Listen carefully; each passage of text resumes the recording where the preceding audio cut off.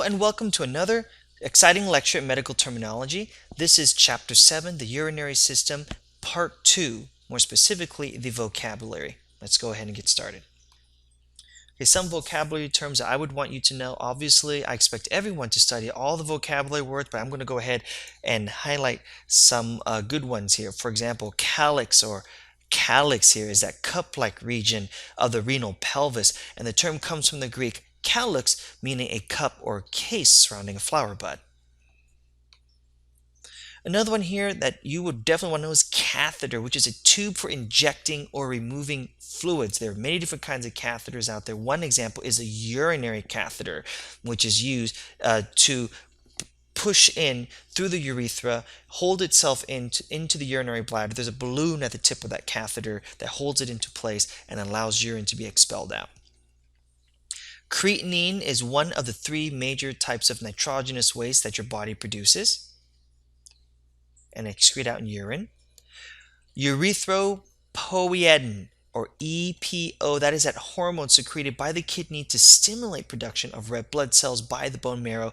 Poietin means a substance that forms. Another one here is a glomerular capsule, which is also called the Bowman's capsule. Remember, we do have that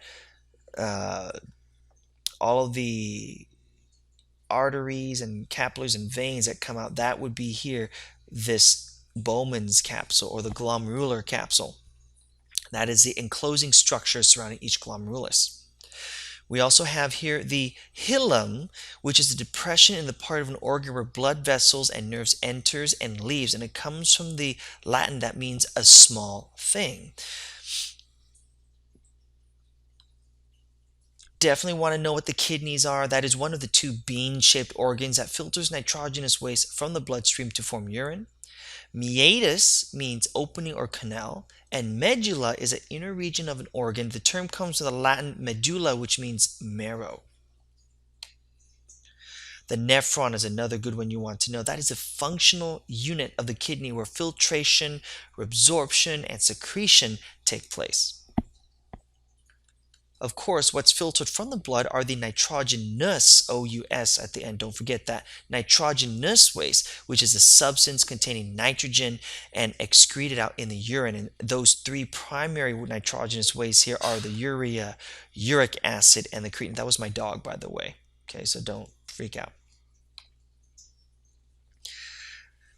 Okay, here's one type of electrolyte, which is potassium, and the chemical symbol for potassium is the letter K, and you can see we have that positive charge or the indicating that it is an ion, in this case an electrolyte, and these are definitely regulated by the kidney.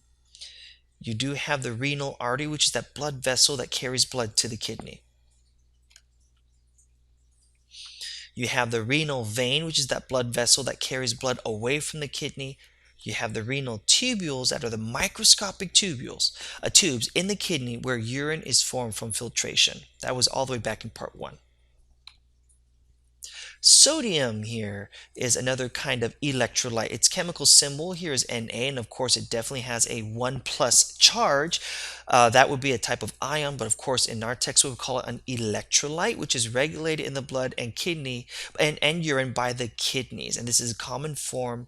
A common form of sodium is found in an ionic compound known as sodium chloride, which is table salt, NaCl.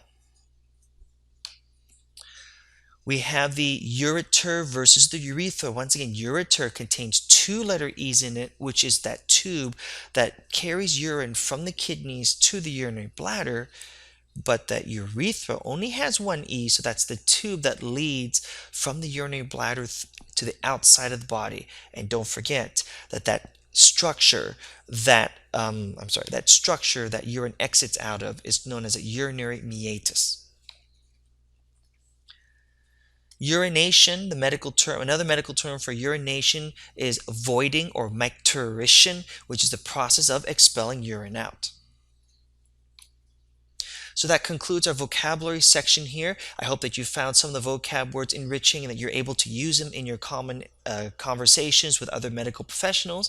And let's go ahead and move on to part 3 of this lecture series. I will see you there.